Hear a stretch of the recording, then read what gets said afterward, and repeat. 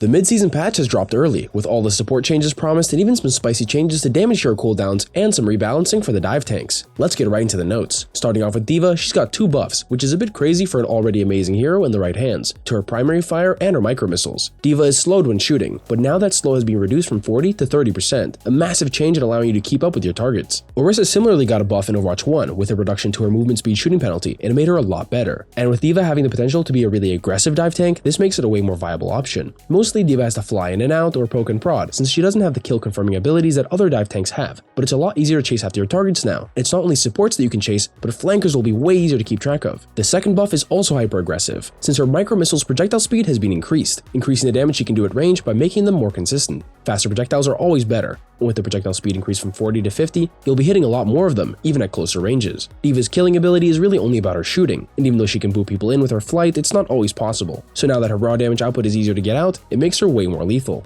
Next up is Doomfist, who's received the nerf after barely being a good pick for a while. It's rough to see, but it's not the worst nerf, since his rocket punch stun duration has been increased slightly. The minimum wall stun duration has been increased from 0.25 to 0.15 seconds. It's how long you'd be stunned when hit with the minimum charge punch. 0.15 seconds is really nothing, and this might mean that it'll be harder to follow up with accurate headshot damage after hitting a successful punch into a wall. The maximum stun duration has also been decreased for the fully charged punch, from 0.75 to 0.6. It's a bigger reduction than for the minimum punch, but hitting fully charged wall stuns is more about the damage of the stun anyway, since it's best used to hit multiple people while charging your fist behind a corner. Not awesome to see these nerfs, but getting stunned by Doomfist is one of the things that makes him unfun to play against, so although a compensation buff would make him feel a lot better, while also making you not feel smothered by getting stunned all the time, he's probably still in a good spot. Winston gets the last tank change, covering all the dive tanks except for Wrecking Ball, whose recent changes are still simmering, although they were pretty small in comparison to the D.Va buff just now. His secondary fire has had its range improved, from the already sufficient 30 meters to an unbelievable 40 meters. He has truly become the sniper monkey, and realistically, there aren't many sightlines that go beyond 40 meters for the majority of the maps in the game. Although it might seem irrelevant, the damage he can do at this range stays the same, without any fall off, so he actually becomes as good or even better than the usual DPS heroes who can hit shots at that insane range. Poking someone for 50 repeated damage from 40 meters is a little bit crazy to think about, so it's interesting to see how he's going to fare. Now for the damage hero changes, and for a patch that's supposed to be about supports being reworked, there's quite a few. Firstly, the promised Bastion nerf has arrived, and as expected, the cooldown for his turret form has been increased from 10 to 12 seconds, making him a lot more vulnerable when he doesn't have it. The intention with this change and the later support ones are to increase the window of opportunity when these bulky unkillable heroes actually can be killed, but he's also had a secondary nerf to the spread of his gun, increased by 10%. This should become pretty noticeable in the medium to high range, where he already did less damage, and although he should be still melting down tanks in the opposing Bastion, it'll be hard to get that maximum damage onto flankers and supports. It's a solid change, because spread is so important to literally deal more damage, and more accurately,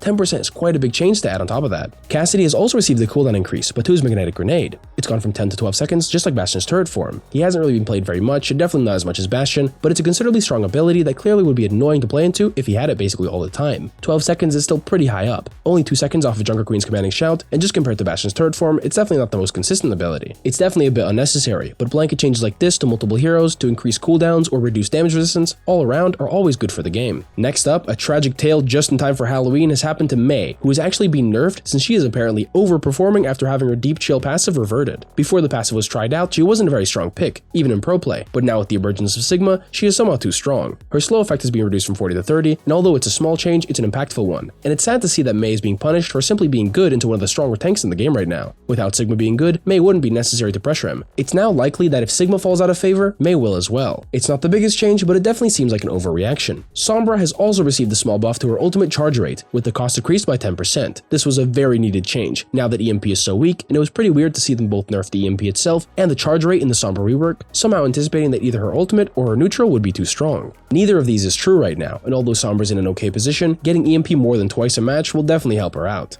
Next up is a massive change to Symmetra. After having 225 HP for 3 years, since the experimental patch in October of 2020, where they adjusted Cassidy, Widowmaker, Brigitte, and Symmetra's health by 25, decreasing Widowmaker to 175 and increasing everyone else's, Symmetra is now finally back to 200 HP flat. It's a bit of a ballsy change, since she's always best when played in rush compositions, moving them from place to place with her teleporter, and her extra health helped her participate more in the close range fight. She does have more ranged options now, but reducing her health does make it seem like you'll only be playing different styles more often, since she can't just rely on sticking to her team all the time. We'll have to see how this change pans out for her viability in rush comps, since it might just make her a troll pick again, being a much more vulnerable hero and an even more viable target between two brawling teams. The final damage change goes to Widowmaker, with some nice quality of life updates to help her now that Sombra's solo kill potential has been increased. Just like with Wrecking Ball, the shots fired until maximum spread has been increased, in Widowmaker's case from 3 to 7. This helps Widowmaker specifically a lot more than other heroes with the spread, since she's often weaving in her scope shots during the duel, meaning her spread gets reset and more accurate again. The second buff goes to her Infrasight, which has had its ultimate cost reduced by 10%, just like Sombra. It's not the most oppressive ultimate outside of situations where Widowmaker herself is already very strong, so this is definitely a fine addition to help her out. Finally, we're at the support changes, and out of the 10 supports, 6 of them have been changed. And although they're not all nerfs, Ana is the first to receive one, with her biotic grenade cooldown increased from 10 to 12. The common theme of this patch is definitely those two numbers, with Cassidy, Bastion, and now Ana all receiving the same treatment. But the biotic nade is just as important to Ana as Bastion's turret form is to himself, an integral part of their kit that makes a big difference in the game depending on how you use it. 12 seconds is a long time, and it definitely makes her more vulnerable. She'll still play pretty much exactly the same, but you'll just have to play more safely for a longer time when you don't have the nade, at least if you're playing against heroes who can engage you fast.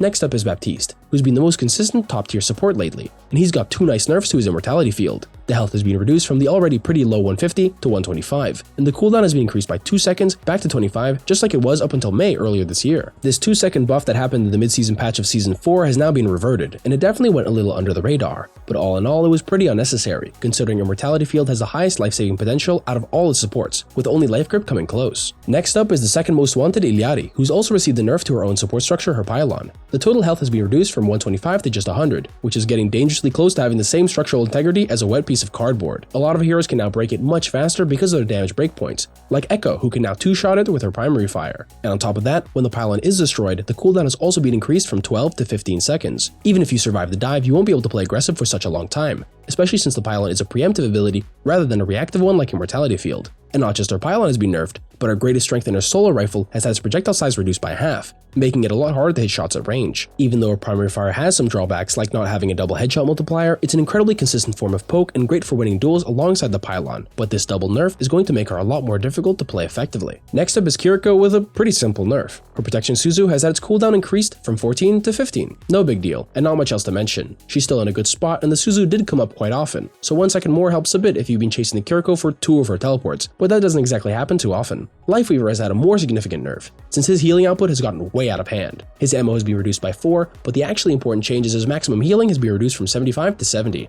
With more reloads and less maximum healing, he'll definitely be doing a good amount less than he did before, although not so much to the point where he won't be able to keep up with the normal amount of sustain for his team. And secondly, his life rip's cooldown has also been increased. It's definitely the patch of increasing cooldowns, but by 3 seconds compared to Kiriko's measly 1. It's now 19 seconds instead of 16, and for a situational ability, it makes sense. 16 was already quite low, and any lower would be a bit too ridiculous. It's a good spot for him to be, and so far the support changes have been reasonable. But now, reasonability has flown out the window, because Zenyatta is receiving the last change, and it's not just a nerf like all the other supports. Zenyatta has had a pseudo rework, with his health increased once again to 225. Yeah, we're back to this type of tomfoolery. But both of his orbs have been adjusted as well, changing them up in a new way. His Harmony orb has been straight up buffed. Now it will only disappear on your ally after 5 seconds of not being in line of sight compared to the previous 3. Tracers and Genjis can rejoice, since that's a nice extra 60 healing you'll get every time you jump in deep with an orb pocket outside of the Zenyatta's main sightline. His Discord orb has received more of a rework than a raw buff, with an increase to its range from 30 to 40, much appreciated for the longer angles that he plays so well. But now you cannot reapply the Discord to the same target for 7 seconds after it has been removed on that target.